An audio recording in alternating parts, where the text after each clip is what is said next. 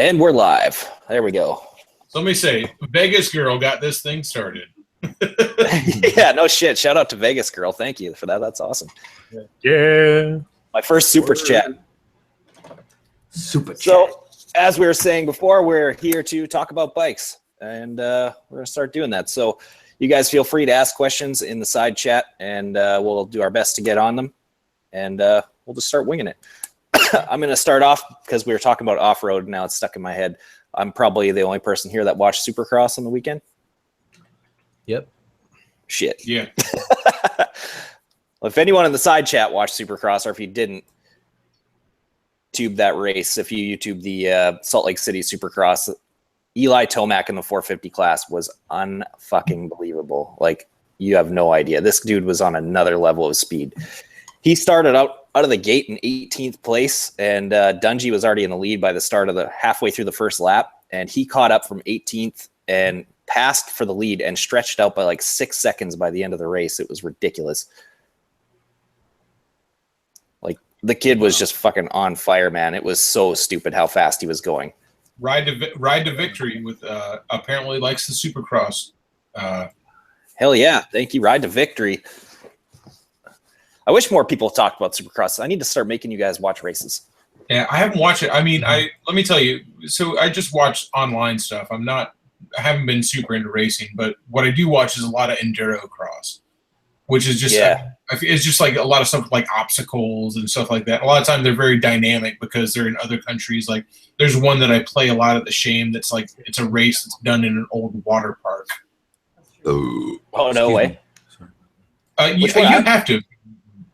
I've caught a fair share of them, but I don't follow it like crazy like I do Supercross. Oh, I don't follow it either. It just makes for dynamic TV. But yeah, I always watch like the big ones like Romaniacs and stuff, and from Europe, like those things are fucking ridiculous. But I don't watch a whole lot of the stateside stuff. But Supercross is like motocross. I mean, you're gonna have to explain to me what it actually is. It's the indoor stuff, the stadium stuff. It's freestyle motocross, right? No, it's racing. No? It's right. It's like it's the super technical type stuff. Like, outdoors is the go fast, super rough track, rutted type shit, and the indoor stuff is really tight, really technical, lots of obstacles going on. Uh-oh. So, but yeah, like I don't think I've missed a race since '96. Ghost Anime touching tips. Oh shit! Thank you, Ghost. I think I'm in a car. I just like abbreviated Vegas Girl shit, and it says VG, and it reminds me of vagina. I'm thinking I'm just gonna call it Vag from now. Oh, Hey, like Vag. Let's invite Vag. Yeah, you can send her one. I don't know how to get her on. So here. what's it like? You ever race Supercross, Lee? I sent a picture. No, that's another level. I did like arena cross and stuff, which is kind of like the stepping stone to get to Supercross, but I never got to the big time. Like, that's where the best of the best are at, and I was nowhere near that speed when I was racing. Because I mean, I've ridden through a motocross track before. Yeah, I've ridden on some Supercross tracks, and they're intimidating and scary. Like, they look a whole lot different on TV than they do in real life, man. Like, those whoops are like 3.5, 4 feet deep and just sharp as hell. Like, there is no room for mistakes in there. You hit them wide open or you don't hit them at all. That's crazy. I've noticed that about that. How do you skim whoops? Like, what the fuck? Yeah, it's basically just hold on and fucking pin it. That's the best way to describe it. There's too much trust there. Like, yeah, you have to have a lot of trust in your suspension, basically, and a little bit of bike skill and stuff. Well, actually, a lot of bike skill, but for the most part, you really just kind of, I don't know. There's the old school way of doing it where guys would lean back through the whoops and like really get off the fender and stuff, and that's actually not how it's done nowadays. A lot of guys will let it kind of float underneath them so the bike can kind of do its thing and not get all out of shape on you. But for the most part, it's speed and confidence. You just got to hit those things fast as hell, and then you can just bounce across the top of them. Jessica took 2 big whoops on accident today, like did a double on them, which she was not fond of.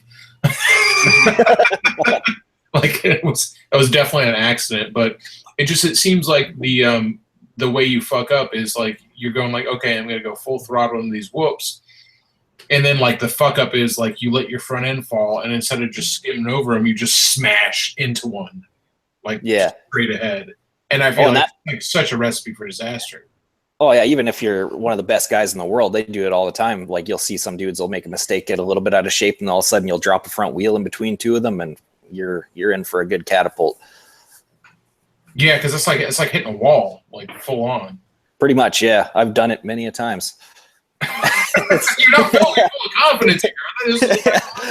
I've done it many times. It's different though. Like it's Supercross whoops. That's the real danger in there. But as far as a motocross track whoop or like something you'd find in like an off-road park or a trail where it's like sand and they kind of form naturally, they're a little different. Those you can you're kind of just holding back and wheeling and skimming through them, like not really skimming them and bouncing across the top. You're more or less just doing wheelies between each one. Yeah, because right now I ride them like a roller coaster and it's awful. It's like a really terrible way to do it. Yeah, it's not fun. You'll use like the first one to set it up and then bring the front end up and then just keep trying to drop the rear end into them with those kind of whoops anyways. So much easier said than done. Did we get any questions in the side chat yet? I don't think so. I'm sorry, I haven't been paying too close of attention either. I've been watching. They're all kind of comments and not questions. Hey, give some questions to Lee Stewart because dude, I'm telling you, even though he's so young, he knows as much as a 40-year-old fucking dude. That's like that's smegma dripping off his head. Here's a legitimate question. Bren Culp, upgrading from an R6. So he already has experience on an R6, which super sport bike, to a GSXR 750 or a 1000. I feel like that's a legitimate question. I don't know. You don't really have to do the 750 step, in my opinion. 50 is more of a bike for someone who chooses to ride a 750. I guess like they like that. I think the 750s for the guy that had a 600, then bought a 1000, then goes, you know what? I want that nimbleness of a 600 and that little bitty tiny tip bike, but with a 750 and instead a little more grunt. Yeah, pretty much. Look at Delinka. He's a perfect example of that. That's his main bike. Yeah. Yeah, the 750 seems to be like an acquired taste, I guess. It's really for the people that really like GSXRs because they're the only ones that really have a legit 750 right now. Well, I mean, it's not even just that, though, but it's Triumph as well with the 675. It's just a hopped-up 600. Yeah, same with Cowie with the 636, too. It's just a little tiny bit extra. We see this in the dirt, and I say we see this. I'm going to use a Royal we because I've been riding dirt bikes for 2 years. We see this in the dirt bike world with the 350, which is just, especially from KTM, is just a 250 chassis with a hopped up motor. So you get that bike's an animal. That thing is. I've ridden a KTM 350, and they're insane. It's fast. It's as fast or faster than my 300cc two stroke.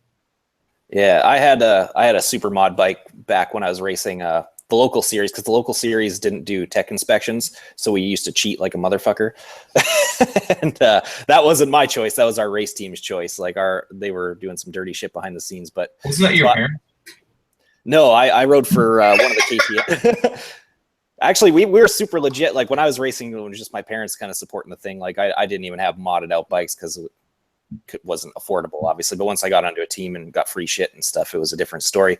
And when I was racing my first year pro, I had a big bore 250 at a 284 in there, stroked. That whole motor was done top to bottom. It was stupid. And that bike, I was only like 15 years old too, and I was 120 pounds soaking wet. And that bike was way too fucking much to hang on to. That thing was stupidly fast. But I got a lot of hole shots, I can tell you that. So, I mean, I feel like it comes down to this with the GSXR 750, the Daytona 675, and also the 636, is that it's just a hopped up, like a hot rodded version of what you have, and going like, this is something that can it's with the big boys. I mean, it can.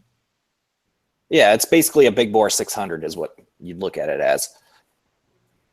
But I don't know if you're from the factory. If you're thinking of going. that people were doing, like in the dirt bike world, and I've read this about the KTM 350, is this is dudes who were doing 250 builds, going like, I'm going to make a 250 build. I have a 250, and I'm going to build it out.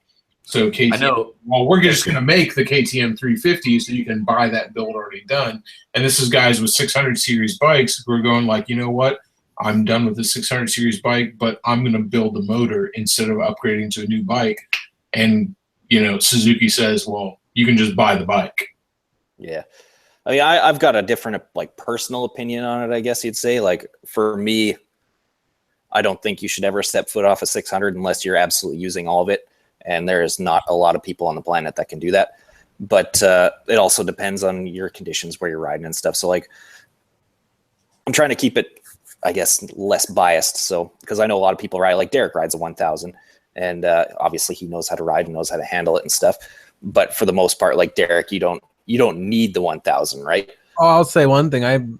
If you guys seen me off of my videos, and even on my videos, I'm on the 1000, I'm putting that motherfucker around. But that putting I do on that bike is equivalent to nearly what you would be doing on a 600. So what seems like putting on the 1000 when I'm going through the mountains and it seems like I'm just pussyfooting it and shit, that those bikes are so torquey and so, how do you say it? They're so jumpy. At least mine is. I know the ZX10s, the early models, they're a lot more unforgiving and jerky, and they're really powerful and whatnot. And yeah, I'm very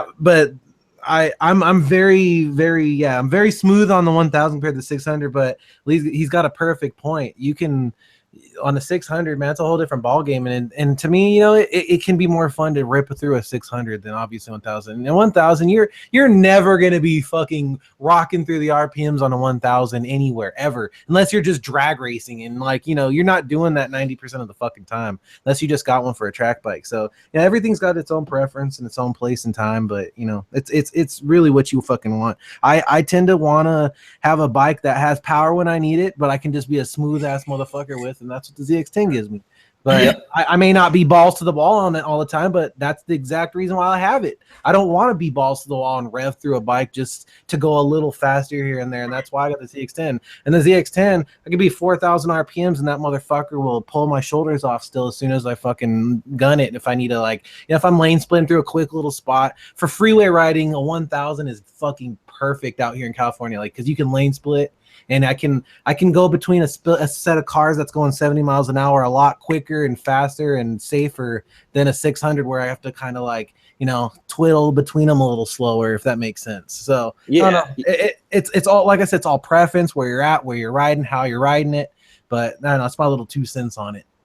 Yeah, like with the 1000, you definitely have to ride. You don't have to ride as aggressively, that's for sure. Yeah, exactly. And the big bikes, you ain't buying those. I mean, track guys, yeah, but you ain't buying a 1000 to fucking use all the power of it. It's about the usability of what you can and its own comfort. It's its own riding style. I mean, it's its own thing. It's more comfortable. It's just smoother than shit. And, you know, and if you can, when you have your throttle control down, I think, you know, anyone can ride a 1000. You just don't be a fucking idiot. I'll tell you one thing: you ride a 1000 and you don't fucking give yourself throttle discipline and speed discipline, and you're in the twisties, for instance. I'll tell you one thing: that bike will fucking bite you in the ass 1,000 times faster than the 600 will, though. Oh yeah, it will. That's where the two would kind of like come apart, but. You know, rideability and comfortability and everything, you know, they're their own ball games and how you want. I've got about a million things to say about super sports because I generally hate them in general. Mm-hmm. But that's a total personal opinion. I just think nobody needs them. But you know what? Nobody needs a lot of things. So that's absolutely a personal opinion. But the Manalo 13 asks a really good question. He goes, what is the best dual sport? I want to get into off-roading, but I do not have a means of hauling a motorcycle, so I need one that can be street legal. And good question. And again, the easiest thing to say is DRZ 400, obviously. But the best, if you're going to have something that can be street legal and also be good at off-roading, you literally have no other option except for KTM. Yep, 100%. 100%. Especially if you that's if you plan on doing some like decently serious off-road riding, I guess. Because there's plenty of dual sports out there that can do like moderate off-road riding. Like you've got like the KLRs and stuff, but they're not going to do a ton of like the crazy off-road stuff. Or you're not going to take a KLR on a motocross track or anything. But you definitely have a wide range of very usable stuff for the street and for off-road with KTM.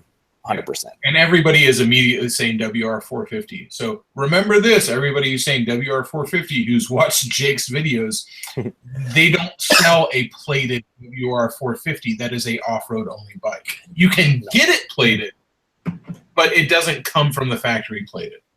Yeah. I got a little unless you live in Europe or Australia. And I guess too, if you want to throw the whole like boutique bikes in there too, Beta makes a pretty much the exact same thing KTM does with their dual sport stuff.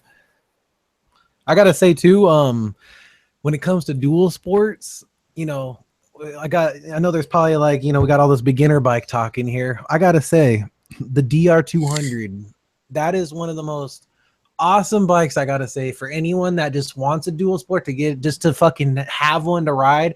That DR200 was the most fun of my life. I still have it. I just haven't fixed it, but I will say for what it is, and we're talking just price point, maintenance, like just I blame myself for why it's breaking down. So don't let mine be the reliability issue. I went ahead and so many miles on that thing though.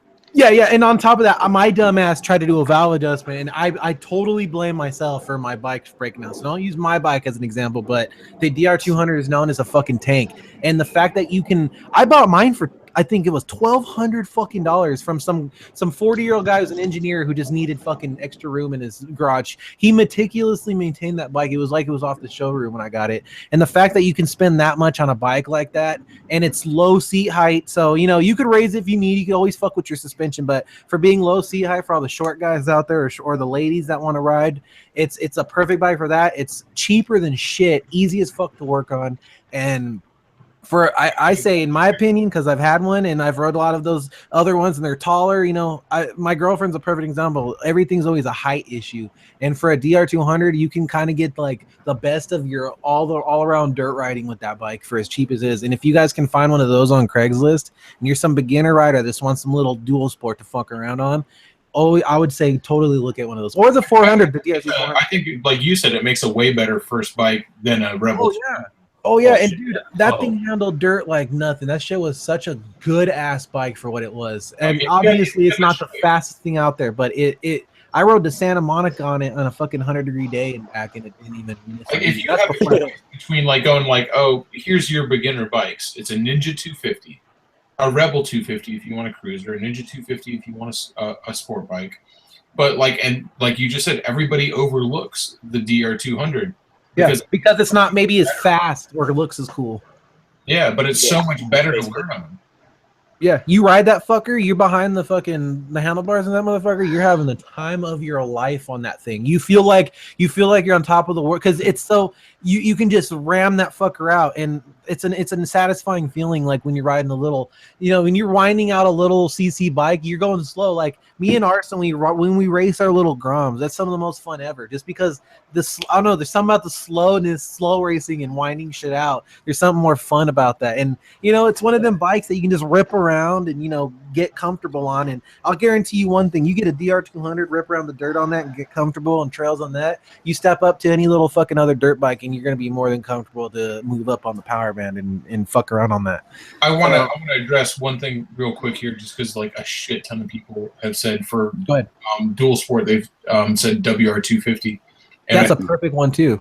I think WR250 is a great bike, but it's not a dirt bike. I'm sorry. Yeah, it's not a dual sport. It's not a dirt bike whatsoever. That bike's been made to be basically a supermoto, a half. Are you talking about the F or the M, or that supermoto version? The trim? Whatever the street legal model that Yamaha sells. Oh, okay. Yeah, because I rode the WR250. I mean, it's not a fucking dirt bike. Well, we got Vegas Taint.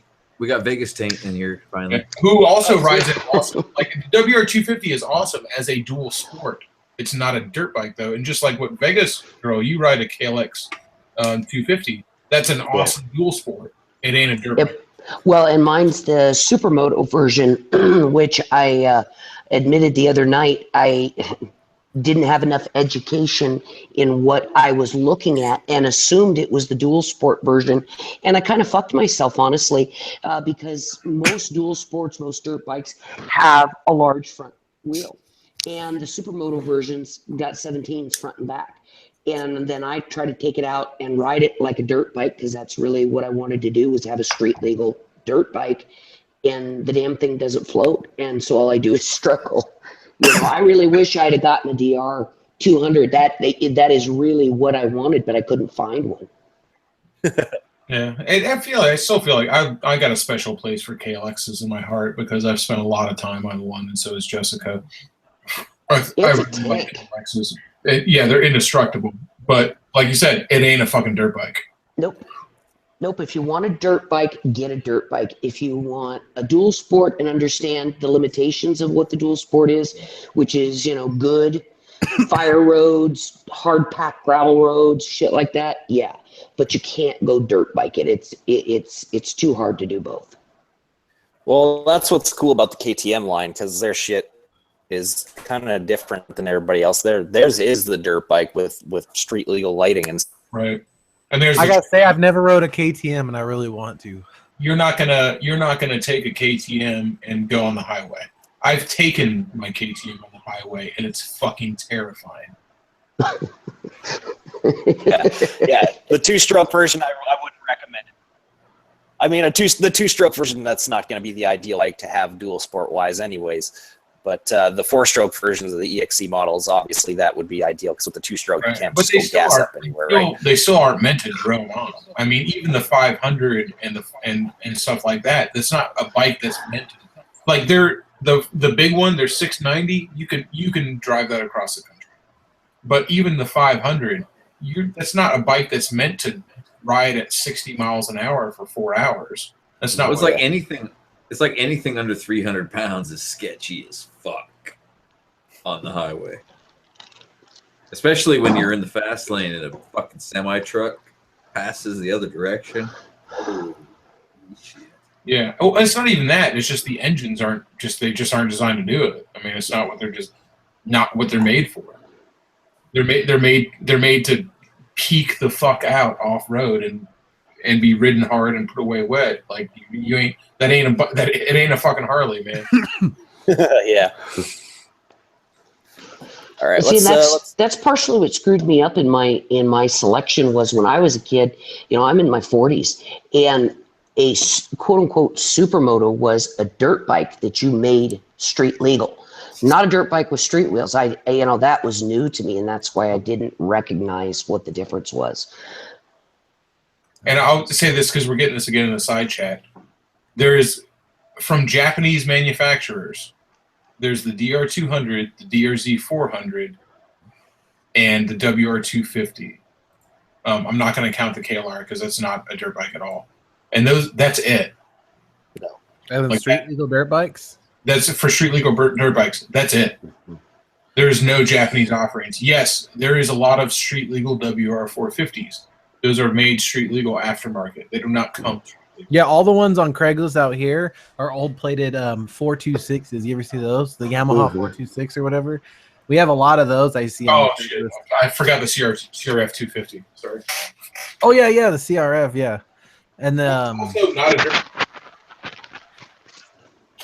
How's Honda in the dirt? Obviously, I'm not that motocross and all that shit. You know, actual motocross where you're actually fucking doing jumps and shit. I'm not too fond on what bikes would be better performed or on that. So Lee, I know you obviously got that expertise. So how would you say? Because say for me, if I was to get a dirt bike, I would most likely, I love Kawasaki, but I would probably say I'd want to get me a Honda. I love my Grom. I don't know. I feel like them motors are good. What would you say would be a good dirt bike and reliability, rideability, and all around good? What would you say? It depends on. I guess it depends on the money you spend, right? Like with the 4-stroke stuff. Money's not an issue. Say money's not an issue, and you're going to go buy a brand new bike. Yeah. Fucking all of them are basically identical. It's just going to be which one suits you better. I haven't been a big fan of the Hondas since they came out with the aluminum frame. Just it feels rigid and really weird to ride for me personally. But I mean, a ton of people love those things, obviously. Too. Yeah, I've never read them, so that's why I'm saying I could say that I like Honda, but yeah, like you said, I could ride it and like probably not like it. Yeah. But as far as reliability wise, these days, if with all the newer stuff, those things are getting basically bulletproof now. So what you're telling me between them all is it's literally equivalent, kind of like you're like a 636 to a fuck or a ZX6 to a fucking R6 to a fucking every other manufacturer and everything. Basically, these days now it's which color do you like the most? That seems to be getting that way anymore.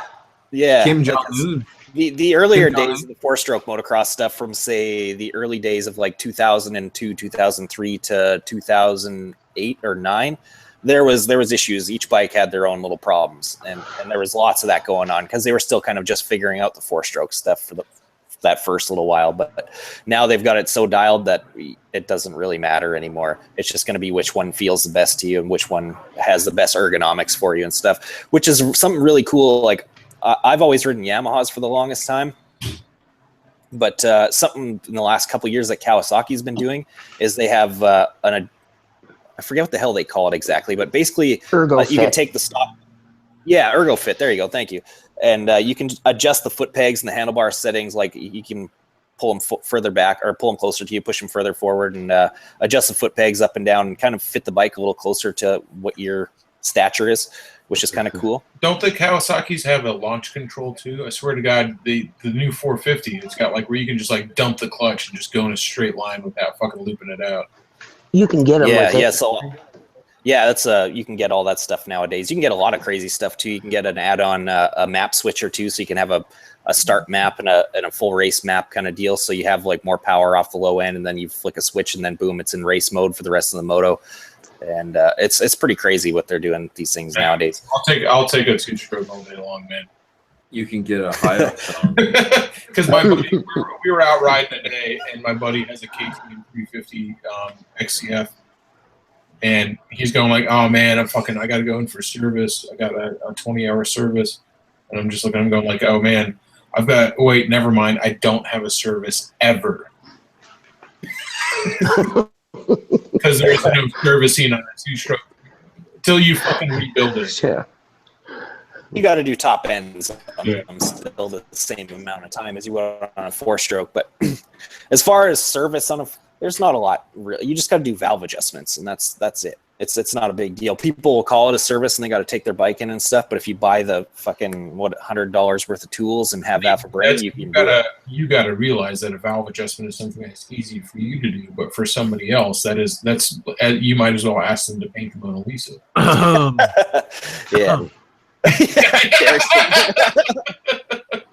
It's true. I mean, it's true.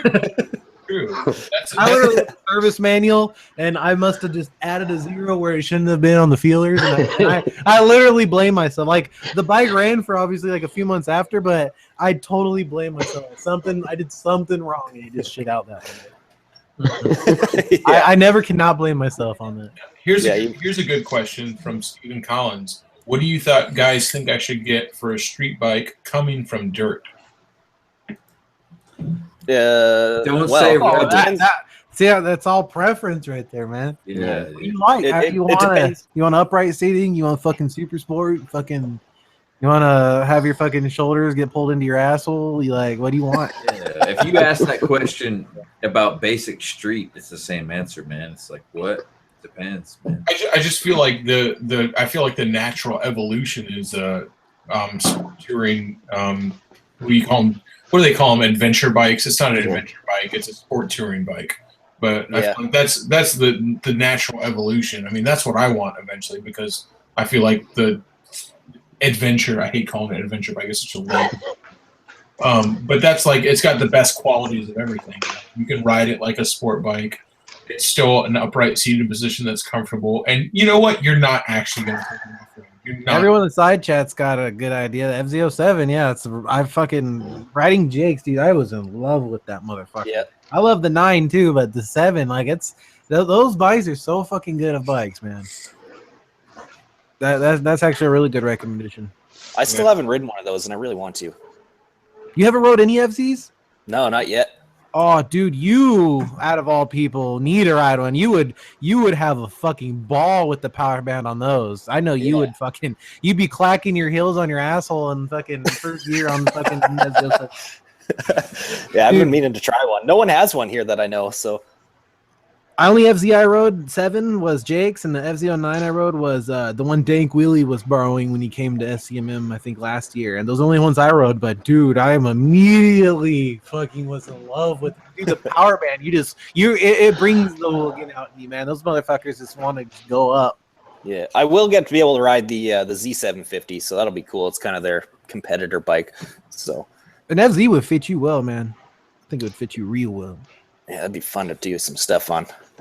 But yeah, the Cowie version I'll be able to do some shit on this year, so I'm excited for that.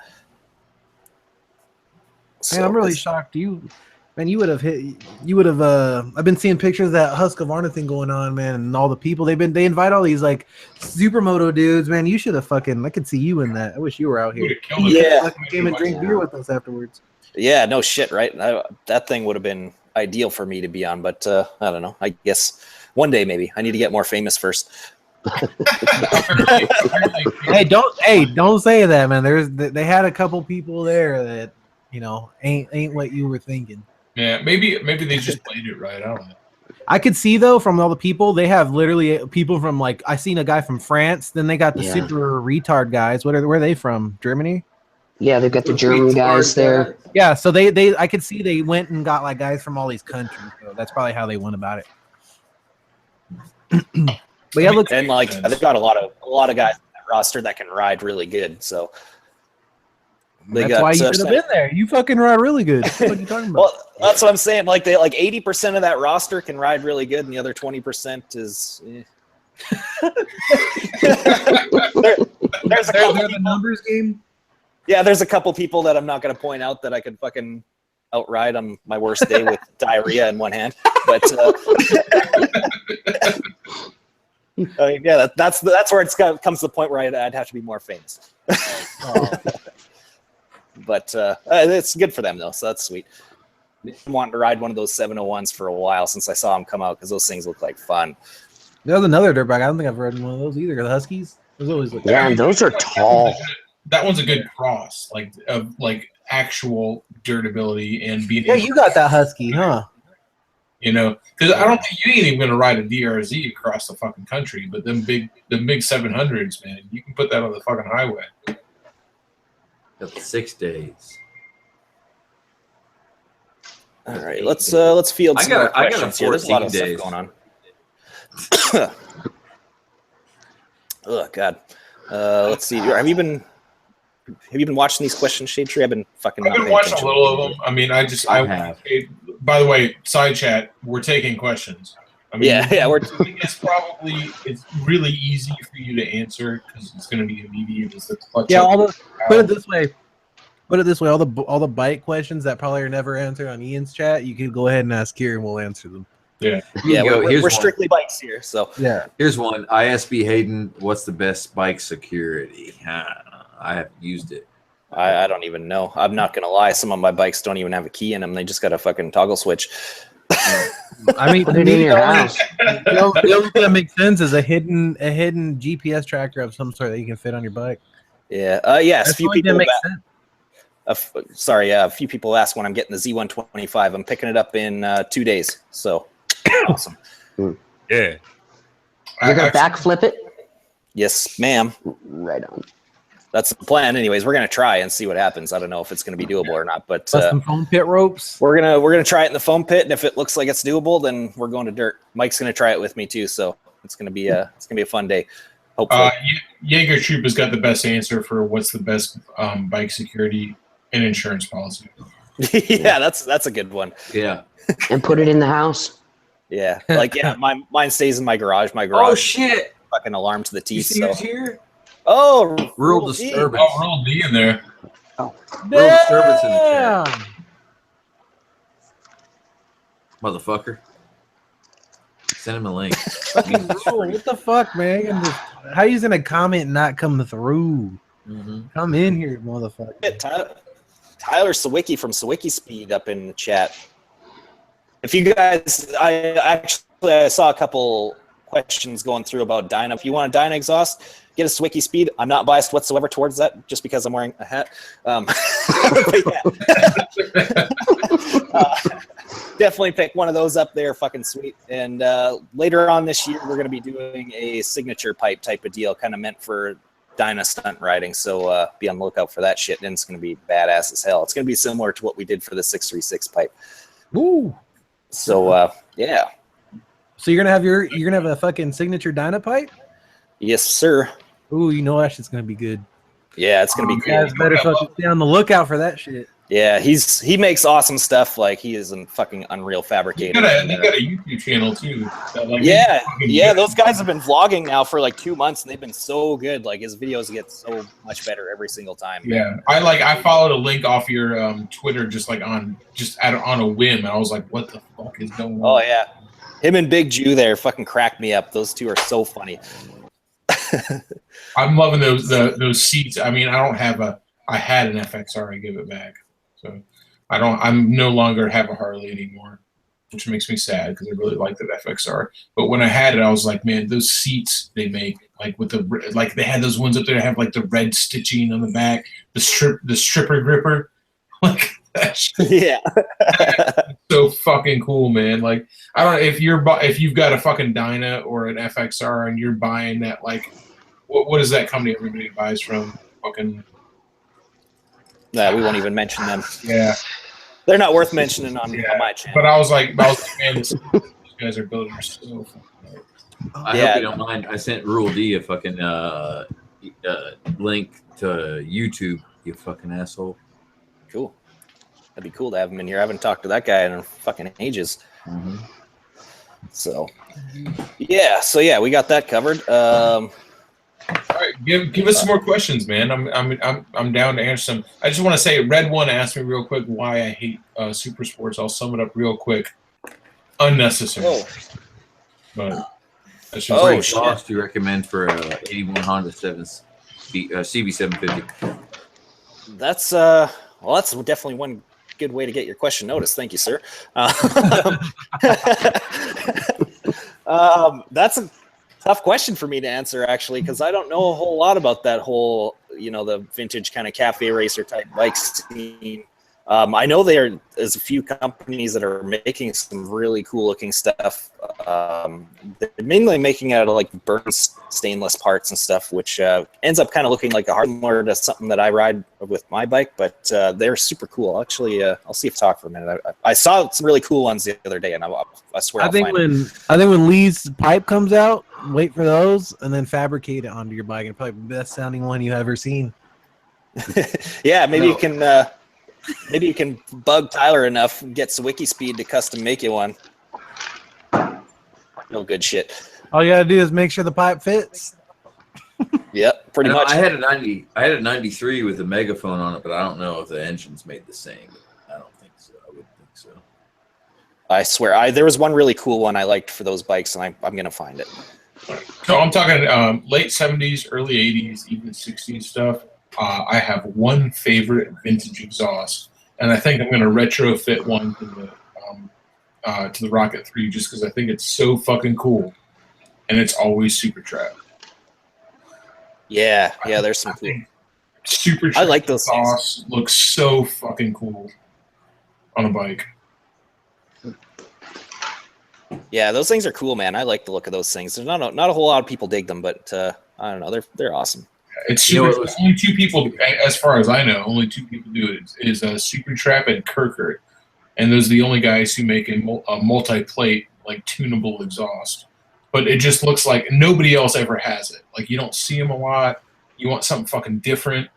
That's still like, it's a good exhaust. It's tunable, and nobody else fucking has it. Put some semi horns on your bike. It looks fantastic. It does. Oh, here I found it. I found it way quicker than I thought I would. For the CB exhaust, look up cycleexchange.net. Google that. They make, I think, let's see here. They make like 14 different pipes for that bike.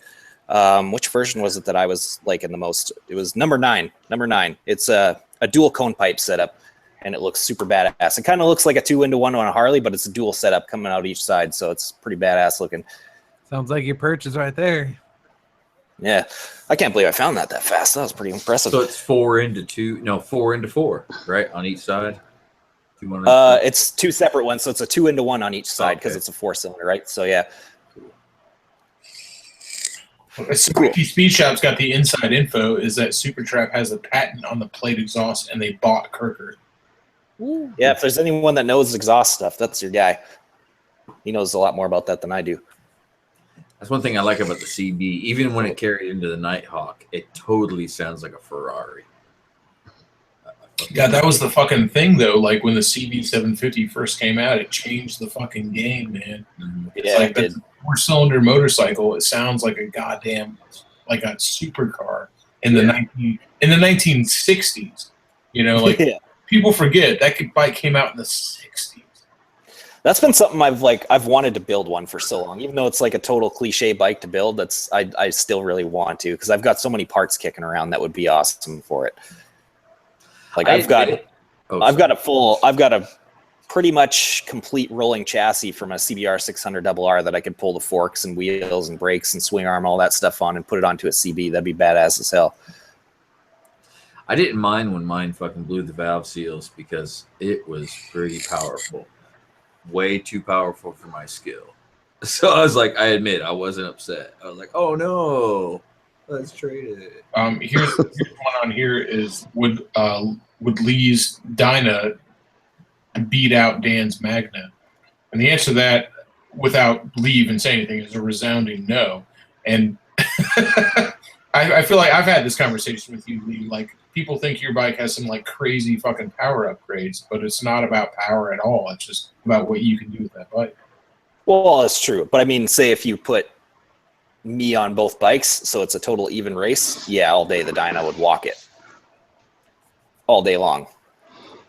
I think until it tops out, I guess. But I'm pretty sure, I don't know what the Magna tops out at, but I'm pretty sure it's going to be in the same ballpark as what the Harley does.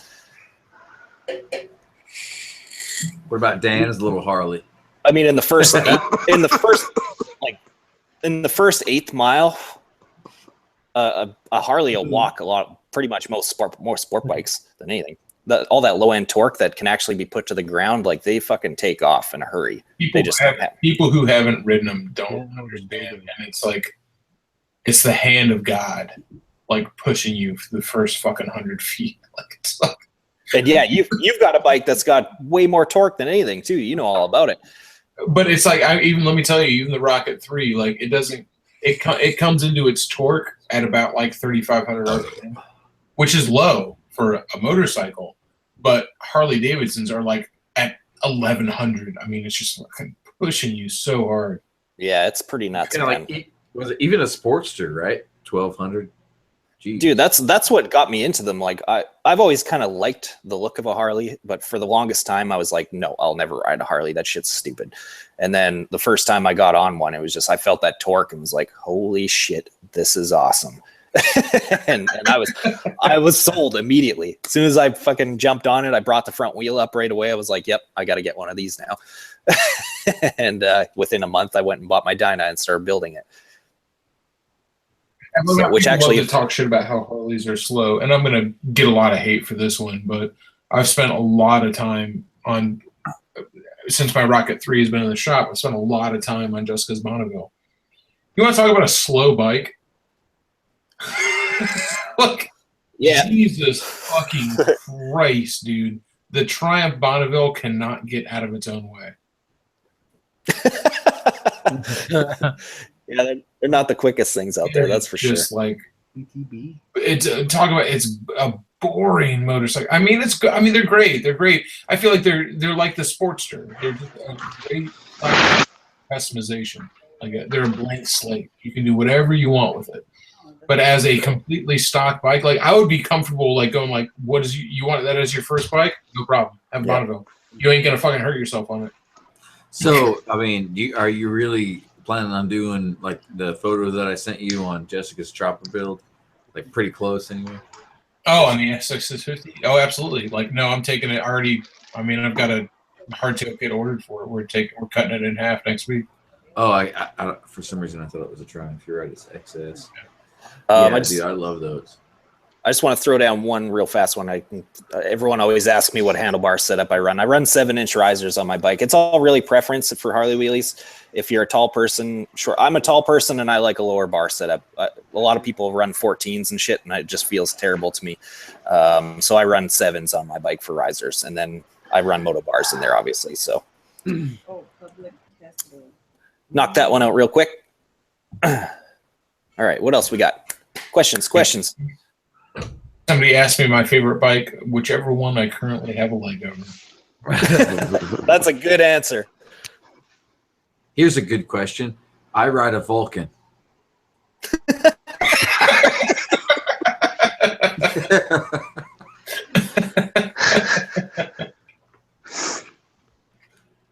Chase Ackridge asked, and he just asked me if I've ever ridden the Indian Scout, but this can turn into something else. They say it's one of the quickest sport cruisers.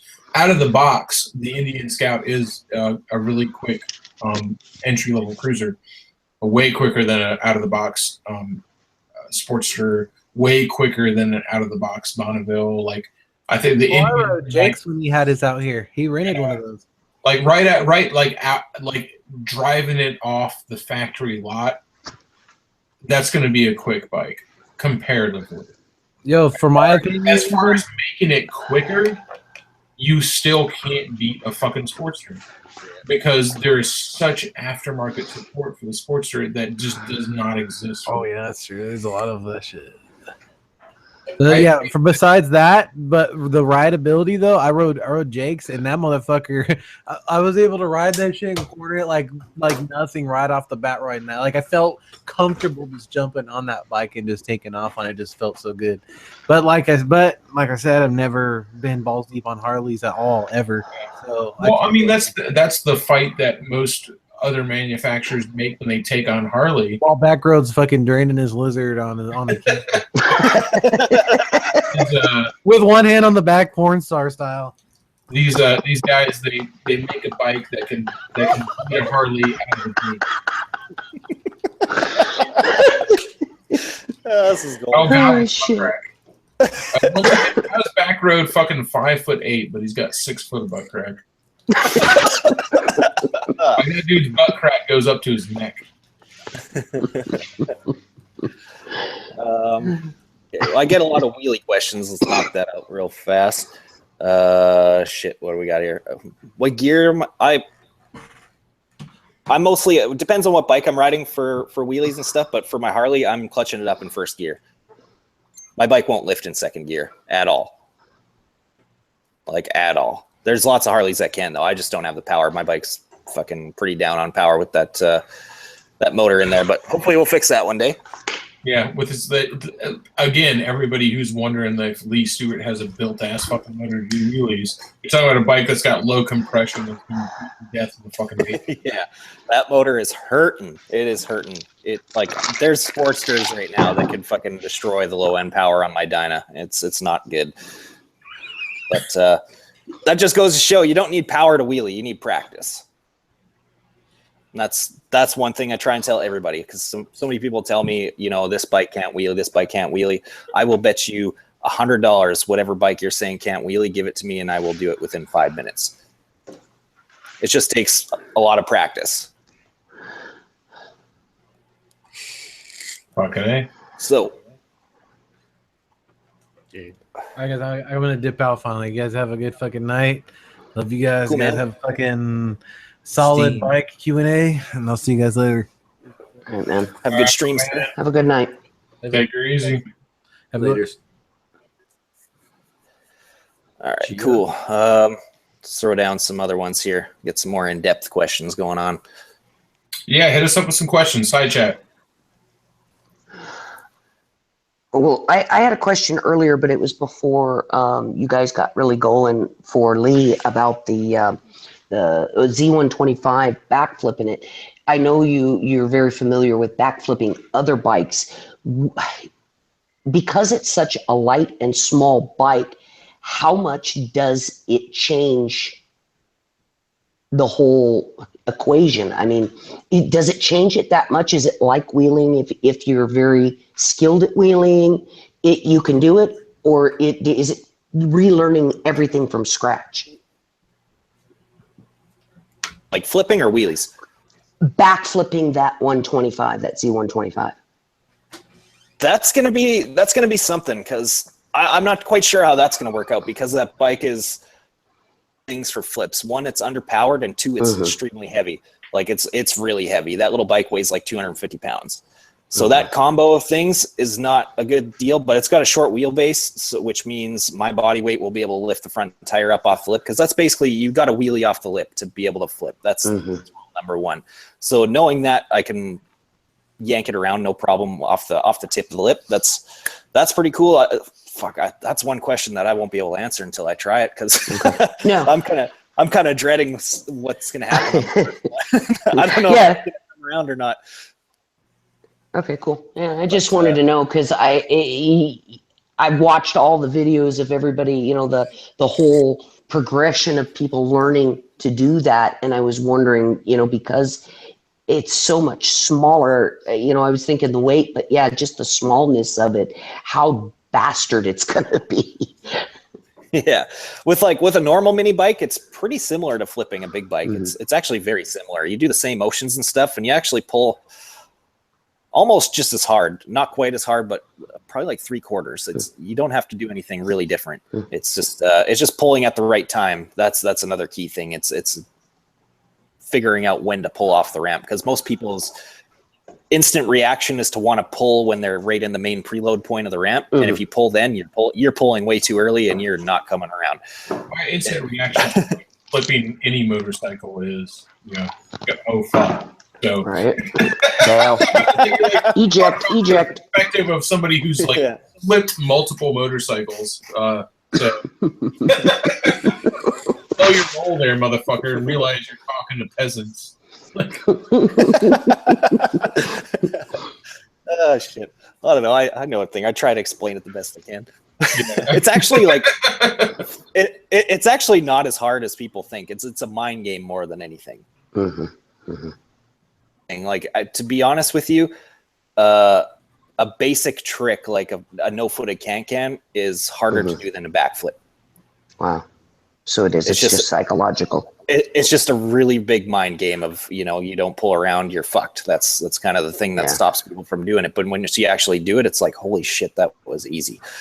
Well, I'll tell you this as a very new dirt rider. One of the things I've seen is especially with jumps, like jumping something that's meant to be jumped, like a tabletop or something that's like specifically meant to be a jump.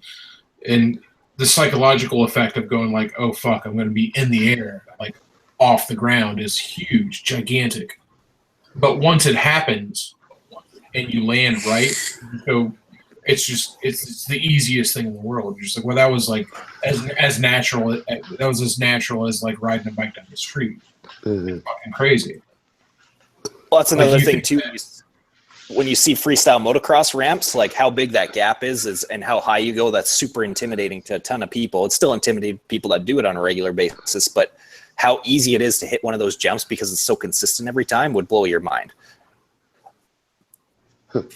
Oh, it's just crazy to me how easy it is to land. And even like, I'm huge. Like, for someone who's like, if you're a big guy and you're thinking about riding a dirt bike, trust me, you can do it. I weigh over 300 pounds and I can jump a dirt bike. Like, yep. It's you think that like in your head you're going like, oh, I'm a big guy, like I'm gonna come down on this and just like crush it, like crush the suspension and just like immediately like crash, and like it's just not the case. Like, if you land the way you're supposed to land, it feels like stepping off a step. Like there's no, it's bizarre. It's bizarre. Yeah, man, it pains me that I live so far away from you and can't ride off-road with you. It'd be so fucking sweet to even just have one day I could show you so much stuff that would make your life 10 times easier. Nah, one day, man. In the future, one day we'll figure it out. Bang out like, I don't know, 5,000 more of those super chats and we're golden.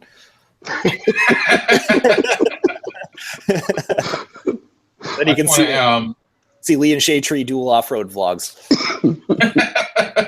If you want to see me get yelled at, that's fine. I mean, I constantly channel, and there'd be more laughing than yelling for sure. Because I'd be forcing you in the sand to do stuff you shouldn't be doing. This needs to happen. Yeah. Because you got such good terrain for learning stuff over there, man. Like riding in the sand is so crucial, so crucial to getting good on a motorcycle. Because in the sand, no matter how good you are, you don't have you only got like half control. You're just basically fucking holding on for dear life a lot of the time if you want to go fast in there. It's been a lot of fun learning how to do the the foot down turnaround, which is I guess it's some people have trouble learning it, but if in the sand, it's like the easiest thing to do in the world. Like it's just like super fucking easy, and that's really one of the things that it's like that I've had a lot of fun doing, learning how to slide it, learning how to slide the rear end out. Is that how you say a Lucard? A Lucard? He wants to see it go down. I would do it, man. I mean, Jessica too. Like me and Jessica, let's go to off-road school, man. That would be so fun to do. That'd be so Red fun. One bowling out, man. Good having you, brother. Oh shit! Later, Red One. Oh, Ghost is in the chat now too. Ghost, I need to make some carne asada. I can't roll the tongue like that guy does. He nails it. Mr. Moto Pete is here in the chat. He's a local guy. I've hung out with him a couple times. Good dude. Does awesome fucking Grom stunts. Really fucking good. Okay. In modifications, what's the best way to reduce clutch slippage for stunt riding? Best way to reduce clutch slippage? It's right here. having good control over it. It depends though. There's a lot of stunt riders that are 100% clutch free. They'll clutch it up, and then once they're up there, they'll just rock. Different. I abuse the shit out of the clutch, which allows me to ride more aggressively. And where you actually see like more of the pro stunt riders on the higher end of the spectrum, they ride like that too. Like if you look up Tony Carbajal, he is a mega clutch abuser, and that's why he pulls off so much stuff that some people can't. So it's and just having proper bike setup. If you got to kind of maintain your bike throughout the day. If you're on a built stunt bike, I'm assuming that you are. Stunt bike, if you're out in the lot all day, you got to be adjusting your clutch cable twice a day because the clutch starts getting beaten hot and that thing will start tightening up. So kind of got to watch that. Okay, here we go. We got a whole bunch of stuff coming in now. Oh, Tyler is out. Later, Tyler. He's making a vlog. I can't wait to see the new one. Once again, go subscribe to Swicky Speed's channel because it's really good. I've seen a couple questions of people about tips for gaining confidence in heavy traffic areas. I ride in a lot of traffic here, and we're not allowed to lane split like in California. And I'll say this is, if you ride in a heavy traffic area, don't ever act like a car. You have to actively move through traffic. And whatever that is, I'm not saying you have to be an asshole, but actively move through traffic, advance. Yeah, you have to be the aggressor. If you just ride in traffic, because I see guys do that all the time. If you just ride in traffic, you're like, oh, here's my place. I'm going to ride like a car, and this is my place in traffic, and I'm just going to motor on down the road. You're asking to get rear-ended. You're asking to cut off. Like, just move. Yep. Yeah, I make a point of doing that when I'm out riding. I am fucking, no matter what's going on, I'm figuring my way out to the front of the pack every time, so everyone knows I'm there, because I don't trust nobody anywhere near me. So, which I guess isn't a best way to explain building confidence. You have to build up for that, obviously, but the best way to build up that confidence is just to be out in that traffic more. Yeah, being a new street rider myself, and just recently getting on a cruiser something bigger than my dual sport. It is just get out and do it. Keep your head on a swivel. Always be looking for 3 routes out, and try to get to the front as much as possible, as safely as possible. There's a good Because thing too. Always have an exit strategy. yep. Yeah. Cody in the chat knows what's up. He's a Winnipeg dude. And yeah, we're not a very motorcycle populated place, so cars are not watching for you whatsoever here at all. And so they get pissed off when you ride all aggressively, but hey, that's me saving my own ass, so deal with it. Because I've seen if you ride in traffic, especially on the highway, because I feel like a lot of these guys are commuters, you'll see how traffic operates, and traffic operates in clumps, and so you have to move through the clumps. And you get through a clump and come to an open area. And clumps are caused by people driving underneath the speed limit. One person driving 2 or 3 miles under the speed limit will snarl up like 20, 30 cars before they go away. And that's what you have to move through. And you go you break through, and then you get to the next clump of assholes who are trying to get around one car. And you can't just wait for it to happen. You have to actively move through. Let's see here. Oh yeah, here's a question: do wheelies hurt motorcycles? Right, they can. 100%. If you leave them stock, they will hurt the shit out of your bike because they will oil starve them like crazy. Or something like a sport bike that has like the clean air emissions bullshit on there, where your crankcase breather is piped into your airbox. That will 100% hydrolock your motor. I've done it before on borrowed bikes where I've recommended them that I don't want to wheelie this thing for any length amount of time, and they're like, "No, it'll be fine." And sure enough, yeah, you can definitely hurt your bike. Or like something like I ride like a Harley. The oil pickup is at the front of the pan, and for a long period of time, you're not sucking any more oil through that engine, so it can oil starve it really, really quickly and take a shit on you. So if you set up for that kind of stuff, though, like running something like a snorkel inside your oil pan or getting rid of that clean air stuff on there, like if you search up any sport bike, search up clean air mod, and it'll take you to a ton of pages telling you how to get rid of all that shit. Once you get rid of all that stuff, 100% safe to wheelie. So yes, it can be damaging, but not if you take the right precautions. So actually, when other stuff, though, something like a dirt bike style of an engine, you're 100% good to go all day. You don't have to do shit to those. You're fine. So next question, please. Dawson asks is a good one. Is it worth it to buy a brand new bike versus any kind of used bike and the risk? If you got the money, go brand new, man. I'll say this: I'm a brand new guy. Yeah. But I mean, I also live a lifestyle that not everybody watching this can live. I'm not saying I'm not rich, but I do all right, so I can afford to spend that premium to go brand new. Yeah, if you can afford to, go brand. Even if you're a totally brand new, unexperienced rider, go brand new, because you're not going to have any of the problems to deal with a used bike. You might run into some shit that you won't know what it is. You won't have a lot of the maintenance stuff you're going to run into. You're going to have warranty where they're going to be able to take care of a lot of that shit. You usually get your first service or two covered, kind of thing. So if you can afford to, go new 100% of the time. I think this is especially like, man, dirt. Oh, Ghost. Thank you, Ghost. Carne asada. He's feeding my carne asada addiction now. He's the one that did that to me. Yeah. So his question was favorite sports bike tire. Oh, easy. Michelin Pilots all day long. Yeah, that's the only tire I'll run on a sport bike. Only front tire I'll run on a sport bike. Rear tires I blow through like one every 2 days, so I don't really give a shit what's on the rear. I just take used tires from the shop. But front tire, I only use Michelin Pilots because those things hook up like crazy. I can actually I can come into a stoppy 3rd gear, 4th gear pinned and trust that it's going to hook up all day long. So that would be my recommendation, sir.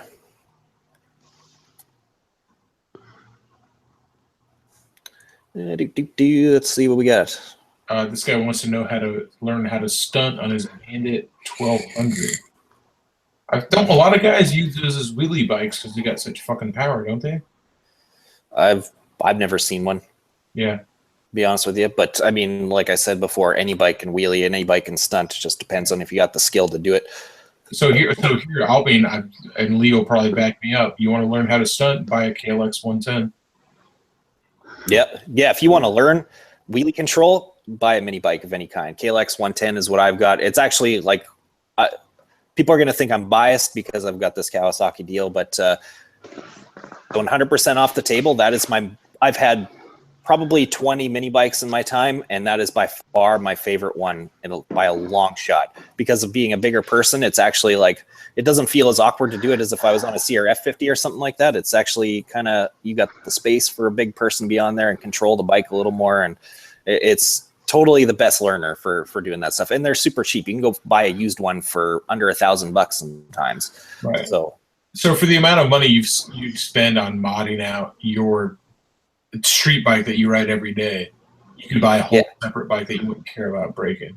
Yeah, and you can crash on that thing all day long too, and your chances are you're not going to get hurt that bad. Like, you're not going to be missing work the next day. You're going to have some scrapes on you or something like that. Big deal.